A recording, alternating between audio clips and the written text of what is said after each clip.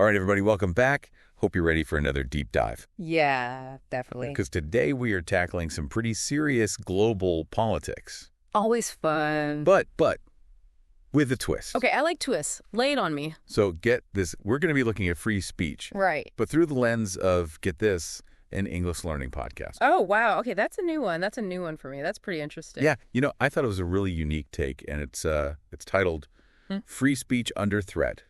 U.S. and Europe Disagree. Okay, so I take it we're going to be unpacking a little bit of the transatlantic divide here. Exactly. Yeah. Exactly. And at the center of all this is a speech given by U.S. Vice President JD Vance. Oh, boy. At the Munich Security Conference. All right, so we were dealing with some pretty heavyweight stuff here. Oh, yeah. It's a big one. And he did not hold back. Okay, like he went in there claiming that free speech is under attack in Europe. And he even went so far as to say that suppressing free speech is more dangerous to democracy than Russia's military actions. That's a pretty bold statement. Yeah, it's a pretty wild comparison. What do you say? It really is. I mean, it really begs the question of, what is the objective here? What is he trying to achieve with such a, provocative statement? Exactly. I mean, is he genuinely concerned, or is this... But is this a calculated move? A calculated move to deflect criticism, possibly away from, the U.S. Yes. Maybe even the Man-GA movement. We have to kind of think about the context here. Oh, absolutely. And, and especially considering the fact that the Munich Security Conference. Right. That's a big one. Like it focuses on global security, right? Yeah, this is not just some, little side meeting. Yeah, this is the big leagues. Yeah, so for him to make pronouncements like this on this kind of platform. Yeah, it's a power move. It is a power move for sure. And it did not go unnoticed, especially from German leaders. I mean, they directly contradicted a lot of Vance's claims. Right. Particularly those about, European voters not supporting large-scale migration. Right.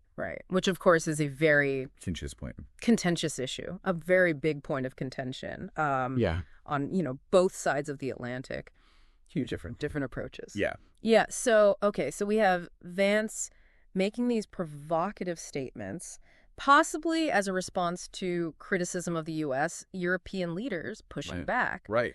Like, what are the implications here? What does this do for U.S.-European relations? Well, I mean, this is definitely going to add, another layer of complexity to the whole thing. And especially, with German elections coming up, Vance's comments, particularly the ones about, endorsing those far-right European parties. Yes. I mean, this could really strain things. Yeah.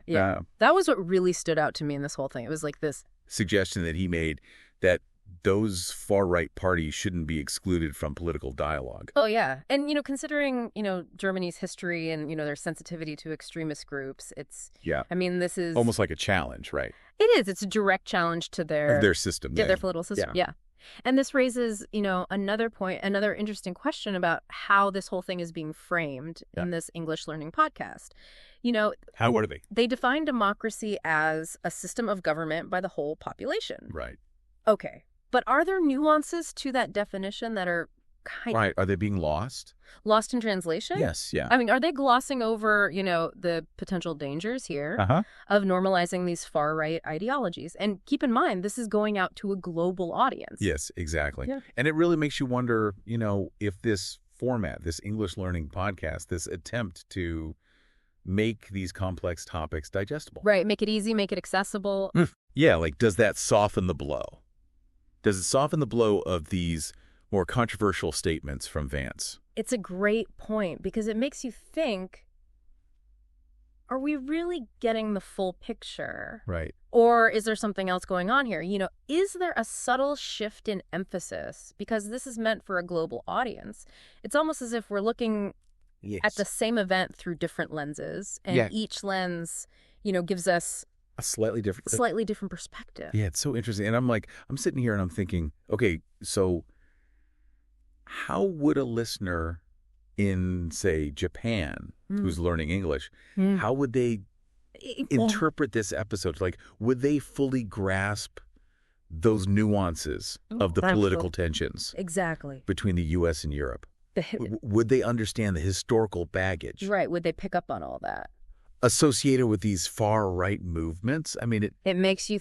really makes you think about the power The power of language. Language and context. Yeah. The importance of, critical thinking. Yes. Looking at things from different angles, different perspectives. Absolutely. And that is what makes... And I think that's what makes this... deep dive so interesting. So fascinating. I am definitely going to check out that full podcast episode now. Yeah. Definitely worth a listen. Thank you so much for taking the time to really... A pleasure. ...break all of this down. Happy to do it. Always a pleasure to be here. And to our listeners, we'll see you next time for another deep dive. Take care. Bye. Bye-bye.